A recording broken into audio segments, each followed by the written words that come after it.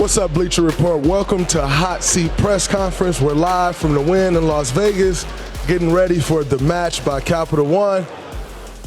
I'm really excited to be here with these four guys for multiple reasons. Number one, first off, I got Klay Thompson to my left, four-time NBA champion, who I get to pick with a lot because he wins a lot in basketball and not so much in other things.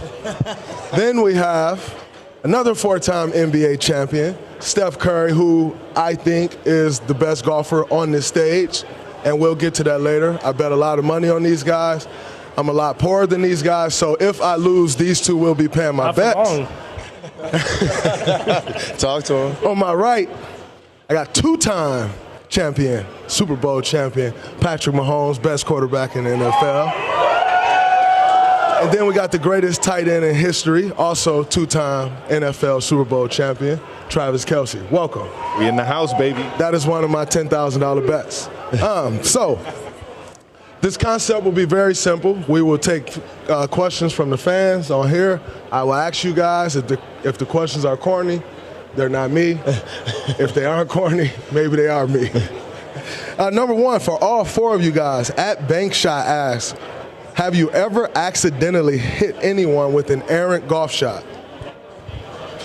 I have not, and I'm not trying to do it today. So I'm going to try to stay away from hitting people with golf shots. Klay, you have. Believe it or not, I have not. Wow. But knock on wood, today's a new day, so we'll see. No person. I've gotten close. I hit a couple golf carts, a couple tires, a couple windshields. So close, but no bodily harm yet. And like you said, not trying to do that today. Spoken like a true golf great. He did not shy away from the question here. All these guys like, no, I haven't. Nah, and he's I like, got close. I'll hit the Give car. me a chance to answer the question, Draymond. I thought you answered. I'm sorry. I haven't hit anybody specific, but like him, I went through. I actually played around with John Rahm, if you know who that is. Absolutely. One of the best golfers in the world, and I put a drive right through. He tried your golf knowledge right there. I did. I wasn't sure if you knew this. Listen, man. It's You also never assume. Also, I threw him right through his windshield on his golf cart, though. Ooh, Yeah, wow. it was his too. It had his name over it, all over it, and everything. I felt terrible. I'm like, hey man, I might know a guy that I can get another shield for you, dog. That's funny. Klay accidentally ran over a female at the parade a year ago. Talking about he never hit someone with a golf ball. It's crazy. Yeah. Wow. Man. For Travis, Jay Cruz wants to know, what are you wearing? Jay Cruz, man, listen, I'm wearing the little bespoke Nike. You see it's comfy, baby. I wanted to go with jazz night at the country club. A nice little vibe out here in Vegas. Had to swag it out one time. You feel me? That sun is not going to be great for that outfit. I don't know Not if going to be great. these lights right now are brighter than any sun I've ever been under. Yeah, no, it's crazy. By the way, I've been sitting here for 25 minutes waiting for y'all, and I swear to all the reporters out there, I would never be late for another interview. Dying up here. Let's see. Let's get one for Klay. I don't like that question. What have you learned, Flopper asked, what have you learned from watching Tiger Woods highlights on YouTube? I learned that I'll never be able to do what he does, but the confidence he carries himself with to every golf shot, that's what I learned about. You just got to, no matter if you spray it out of bounds, if you go in the bunker, the next shot's the best shot. And Tiger exemplifies that better than anybody in any sport. It's interesting that it took you to watch Tiger Woods to learn that in golf. So you think like that in basketball. So This is true. That's very interesting. And watching Tiger Woods, did it make you more? I've heard, I can't confirm this, but I've heard you're very, very, very nervous today. I'm a little nervous. You know, it's a different feel than going into the gymnasium and getting shots up. You know, you're playing at your own pace. All eyes on you, first tee shot, but I've been preparing, and I feel good about our chances, and I think I'm going to stick some on the green today. And tell us about your clubs. What's your club situation? Well, it's a whole mix of clubs. You know, I got a couple Titleist wedges in there. I got a Callaway Razor I've had since I was in my early 20s, and when you like something so much and you know that feel, it's really hard to switch up. And if it works with you, if it ain't broke, don't fix it. It's whatever you find at the pawn shop, huh? Mixed bag central right here. Or going up to Play It Again Sports. Let's see. For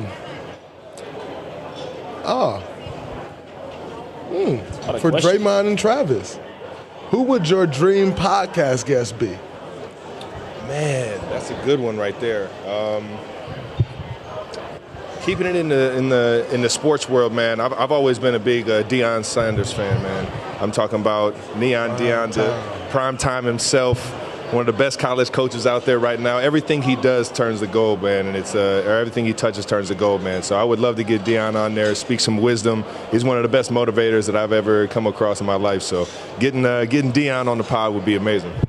That's incredible. You know, I've never ventured outside of the basketball space except for one football coach, Michigan State football coach, Mel Tucker. Mel Tucker, Cleveland Heights grad, baby. Let's go. Okay, shout out to Cleveland Heights. We out here. We're everywhere, baby. I think the one person that the dream podcast for me, and it's actually not a basketball person, although he loves basketball. It's like Steph is like him to me. Like they're the same person, and it's the biggest compliment I think you can ever get. But Barack Obama, President Barack Obama. If I can have President Obama on, and I know I just went way left like comparing Steph, and y'all don't get it, but you'll understand. He just had Steph. He lost with them. It's like smooth operators right there. Yeah, they just got a way about them, and they get it, and I always got the right answer, and it's dope. But Barack Obama for me, for sure, President Obama. I hope you hear that. Let's see. Either one of y'all got a question? For anybody? Question for anybody. Well, for the viewers to know kind of what type of golf we're dealing with today, like what's your favorite round that you played or favorite course that you played or something that kind of puts us in the golf world to know what your style is? 'Cause I have an answer for it too. Have you have a favorite golf course? I got a few. The ones that serve tequila, like the Jordan course where it comes in on the drone. Yeah, I like that one. Grove. Yeah, that one's nice. The Grove is You beautiful. go for the experience. I like it. You feel me? I think my favorite course, I had a whole weekend where I played like Pebble, Cypress, Spyglass. And I think that Cypress course was pretty sweet. It's hard to get on. Jim Nantz took me out there. He was like narrating the whole time. So, I mean, now you can't beat that. If you're a golf fan, hearing Jim Nantz narrating your golf shot, I mean, come on.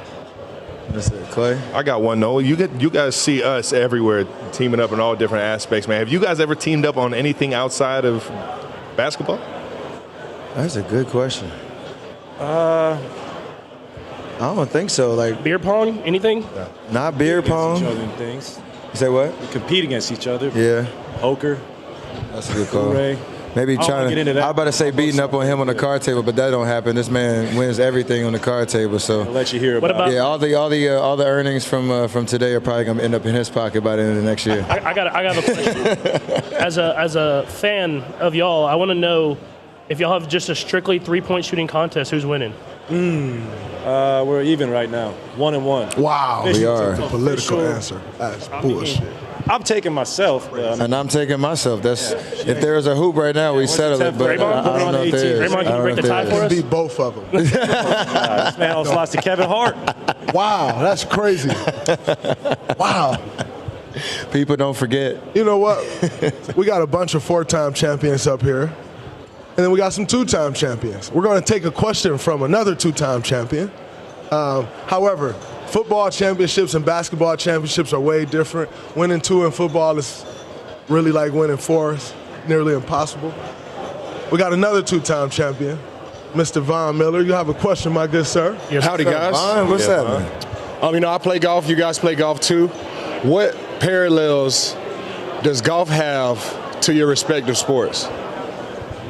I'd say for me, I feel like it's a lot like playing the quarterback position. You never know how it's going to work. You're going to go out there. It might be the same field. You might be going up against the same opponent, but it's always going to be different. It's about taking it a throw at a time, taking it a shot at a time. I mean, if I hit a bad one, how am I going to come back and make that throw the next time? Same on the golf course. And so at the end of the day, it's about how you get it done, and I think that parallels to any sport. Yeah, I can kind of second that. I think every shot is its own, right? And every single play is its own. Every single situation in the game, you got to kind of refocus and teach that shot or teach that play as its own. So I think kind of that refocus and that even kill that you got to have on both sports. As a shooter, and Klay would probably say the same, but being able to like visualize a shot. Now in golf, you set your expectations so high when you visualize a shot, like, oh, I wanted to do that. We got the experience of 99% of the time it doesn't do exactly that, but being able to see like, where you want to put the ball, the hand-eye coordination that comes with it. There's kind of an element of touch and kind of an art to it. So I think we all have that, whether it's with your footwork or you pat in the pocket, being able to put touch from the pass, throw it all different type of ways. Us being able to shoot from all different places on the court. You got to be able to see visualize what you're doing before it happens. There's a good parallel to golf in that respect too. For me, I would just say, as a shooter, you could be 0 for 10 on the hardwood. Just like on the golf course, you could spray it out of bounds wherever. But if you put it on the green right next to the pin, you make that shot from 35 feet, it just does tremendous things for your confidence. And you get that rhythm back. And that's the parallel for me between golf and basketball. It's just the next shot's your best shot.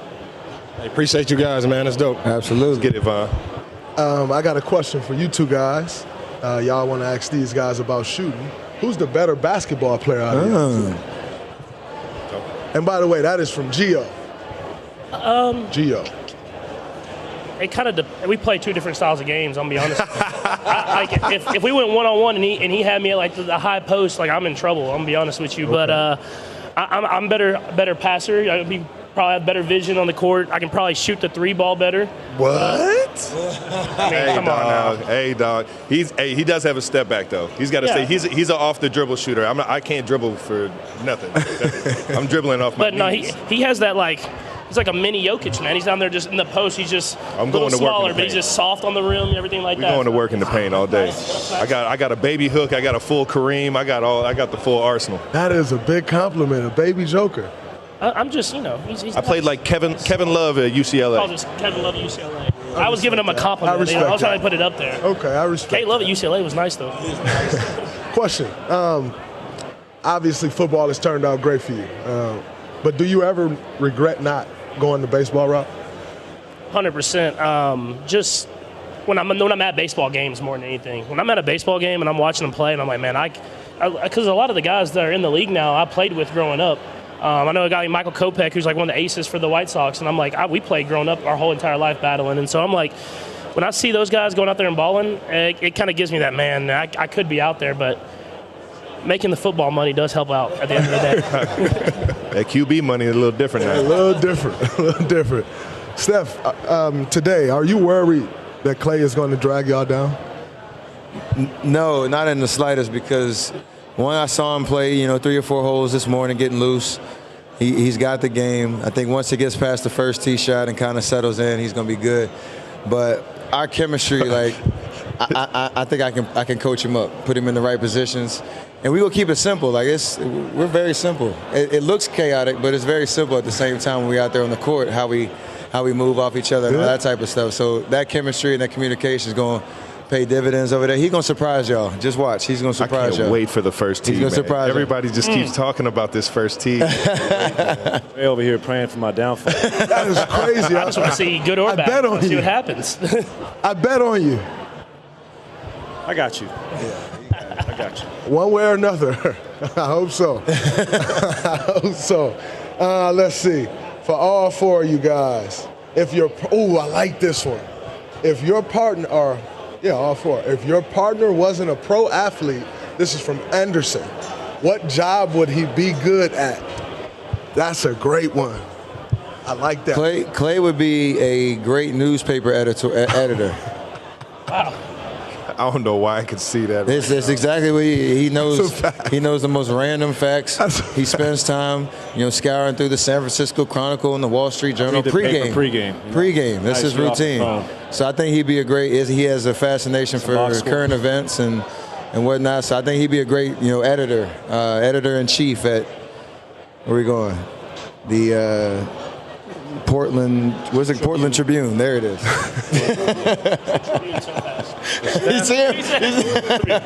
What you got, Klay?